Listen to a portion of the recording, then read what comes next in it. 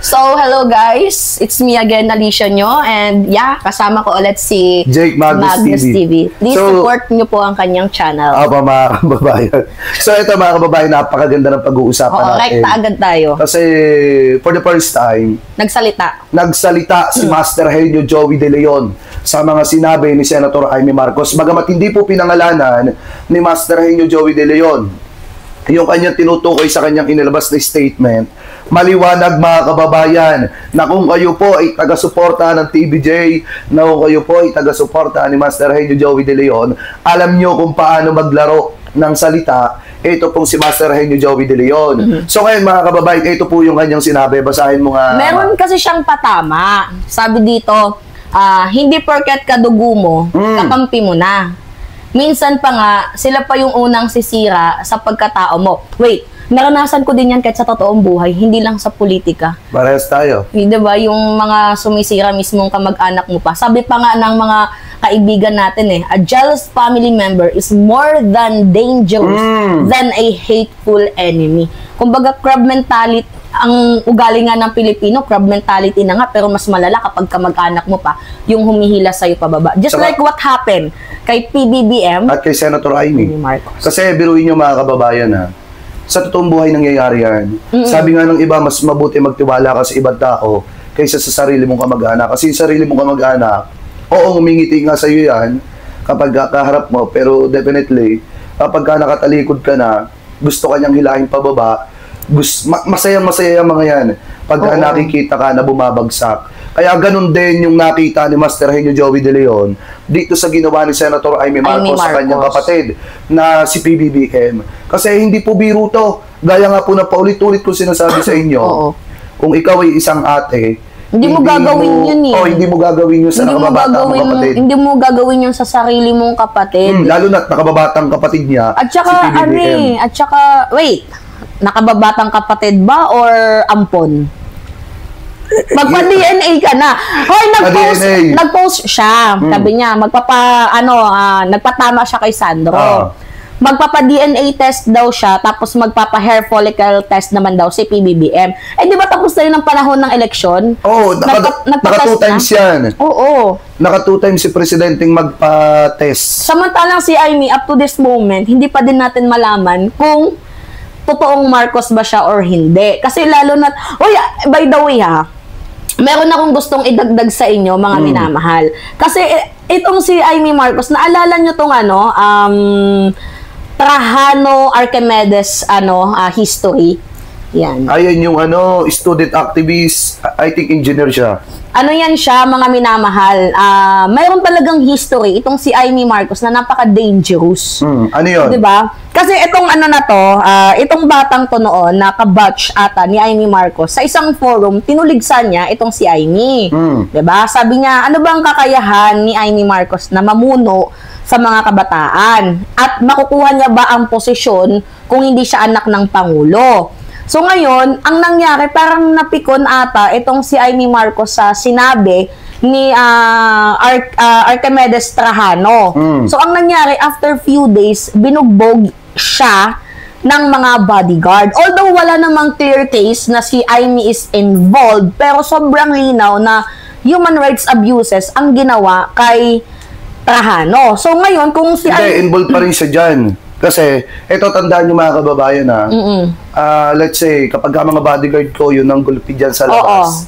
Kanino yung tama nun? Siyempre sa akin kasi mga bodyguard ko sila. So, talagang tumatama rin kay Amy yan. Tuloy mo. Mayroong history na itong si Amy Marcos na kapag nasa peak siya ng kanyang angerness, parang ganun siya tumrabaho. Kaya nga hindi na bago kung bakit siya lumalapit or kumakapit sa mga Duterte kasi mahilig din sa mga human rights abuses. Si Senator Amy. Si Senator Amy. Kaya nga tingnan mo, magkakasundo sila nila Digong, nila Sara kasi tawag dito, mahilig din sila sa mga human rights abuses di sinasabi mo, baka pala mukha ni Senator Amy. Sobra. Senator Amy, baka pal daw mukha mo Diba? Public opinion yan, mga minamahal. Totoo naman. At saka history yan na hindi malilimutan. At saka ang daming public speculation about sa behavior ni Amy Marcos. Di ba binawian ng buhay yan si yan? Kasi para natagpuan lang ata yan sa isang Binugbog ng bodyguard ni Amy. tinorture. Yeah. So, ibig sabihin, itong si Amy Marcos, madami na siyang controversy sa martial law pa lang, sa Tarahano issue, may problema din siya sa public image, mahilig siya sa intriga, tapos wala naman siyang pinapakitang proof sa kanyang mga bintang. Samantalang itong kanyang kapatid na si PBBM, tingnan nyo, nakapagbigay nga ng kidney sa kanyang ama, nakapag-test sa drug test, may stable na public record, walang criminal case, hindi din violent yung kanyang history. So, kung i-compare natin, black sheep talaga itong si Amy Marcos, at wala siyang kredibilidad kasi napupuno siya at mahilig siyang magdrama. Tama. Diba? Parang pinoposition niya na yung sarili niya sa 2020. Kasi nga gusto niya maging busy ni Sara. Eh, ang problema kasi, ginagamit lang siya ni Sara Duterte. Sa tingin niyo ba kukunin ni Sara Duterte yung busy si Amy? I think malabo yan. Naggagamitan lang din sila. Kasi may purpose pa si Amy sa kanila at may purpose din si Amy. May purpose si Sara kay Amy, may purpose si Amy kay Sara. Kumbaga, guys, think of it. Kung ang kanyang pamilya na betrayed niya, si Sara pa kaya pagdating ng panahon. Tama. Diba? Yun yung pinakamalupit na lang sana na gawin ninyong basihan pagdating ng panahon. Diba kung sarili niya nga kamag-anak, kaya nga naging viral to, napasalita si Kuya Joey, diba? Diyan sa issue na yan. Ano pa yung sabi ni Master Henry Joey De Leon? Sabi ni Joey De Leon, wait lang, nawala na wait lang, tingnan ko muna ulit, basahin ko muna. Kasi yung binasa ko, ito lang yung part na to. Sinabi ba dyan ni Master Henry Joey De Leon na may makukulong na kamag-anak si BBM? Gago. So, sorry. Ayon kay Joel De Leon, marami daw Pilipino ang nagiging ipokrito. Sa sariling kadugo pa. Handa kang siraan para lamang magmukhang mabuti sa harap ng ibang tao.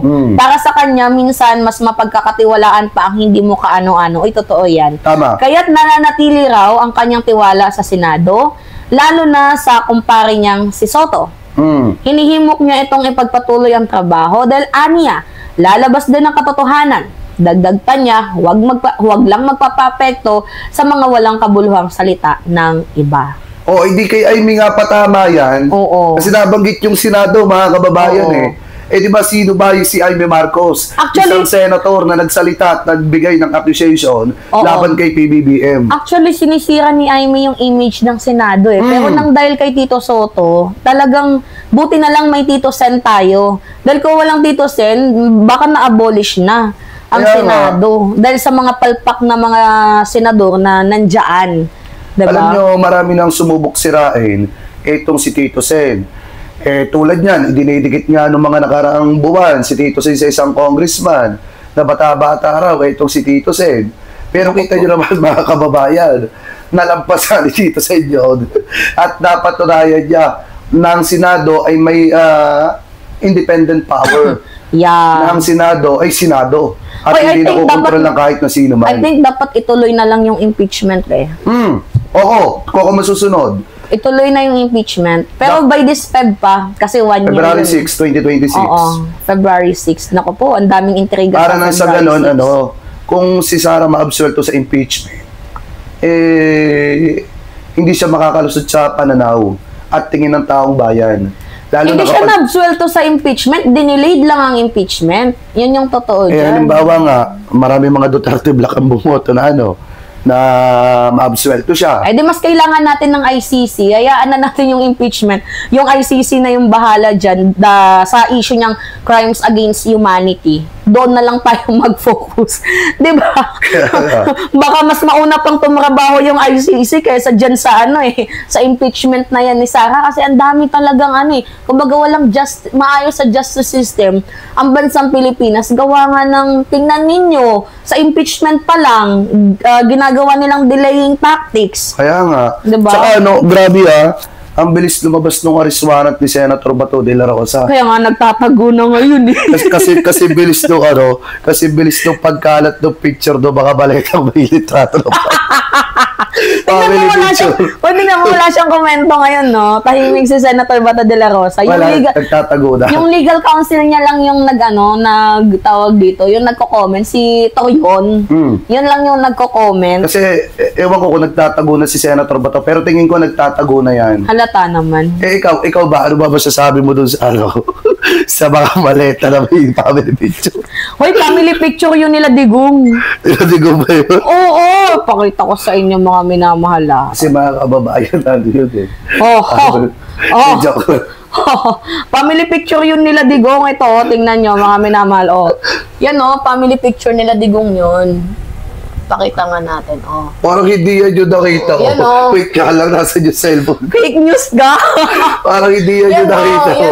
Yan. Family picture nila Digong yan. Yan ba yung nakita ko? Inedit lang yung kasi sinisiraan nila si House Speaker. Sasakalin talaga kita kayo. Hindi. So yun nga mga kababayan. Para sa amin kasi, itong si Senator Amy Marcos, actually, dapat hindi siya Senator Amy Marcos Senator Amy Lacson. Lacson versus Lacson. Oo nga. Kasi biruin mo ano ba yung sinabi ni Senator Ping Lacson do sa accusation ni Senator Amy? Hindi yung totoo. Nakakalungkot isipin na sa isang pamilya, yung kinakagawian na kapag nagkakaroon ng awayan sa isang miyembro ng pamilya, nananatili lang sa bahay yung usapin. Hindi ba alam ni Amy Marcos yung yung family code na blood is thicker than water? Hindi naman nga siya kapatid. Kaya hindi niya alam yun. Talagang mas matimbang pa rin talaga yung pagiging ibang tao niya. Pagiging makaduterte. Kasi ito mo si PBBM, masaya siya pagkasama niya si Ma'am Irene Marcos kaysa kay Senator Amy. Tsaka kita mo naman yung si Ma'am Irene Marcos yung pagrespeto kay PBBM. Ibang-iba sa ipinapakita ni Senator Amy Marcos. So para sa akin, mga kababayan, yung naging banat ni Master Henyo Joey De Leon, totoo po yun. Oo. Talagang, sabi ko nga po sa inyo, yung mga matatagal dito, alam nyo kung paano maglaro ng salita si Master Henyo Joey De Leon. Talagang alam natin kung sino yung pinatutungkulan at pinapatamaan niya sa mga sinabi po niya. So maliwanag naman na si Senator Amy Marcos yung tinutukoy po ni Master Henyo Joey De Leon. So kayo, ano yung masasabi? Mga kababayan, kung kayo po ang tatanungin, ano po ang masasabi ninyo hingil po dito sa mga topic na ito na tinalakay po natin? Ano po ang masasabi ninyo mga kababayan hingil po sa mga sinabi ni Master Henyo Joey De Leon na patama po kay Senator Amy Marcos bagamat hindi po niya pinangalanan? So comment below na lamang po mga kababayan kung ano pong comment at opinion po ninyo hingil po dyan. At bago po tayo pansamantala magpaalam, maraming salamat po sa lahat ng Team Replay na hindi po nakakalimutan mag-iwan ng inyong mga komento, mag-like ng ating mga video at mag-subscribe po sa YouTube channel na ito. At maraming salamat din po sa lahat ng hindi po nag-i-escape ng ating mga ads. Abangan nyo din po si Jake sa kanyang live mamayang alas 7. Ako mga kababayan at talagang kasi yung live niya Ako kasi more on vlog kasi ako, siya more on live. So I think hoping na maka-join din ako sa kanyang podcast mamaya. So maraming salamat po mga kababayan. Thank you po. Thank you po. God bless po. Ingat mga kababayan.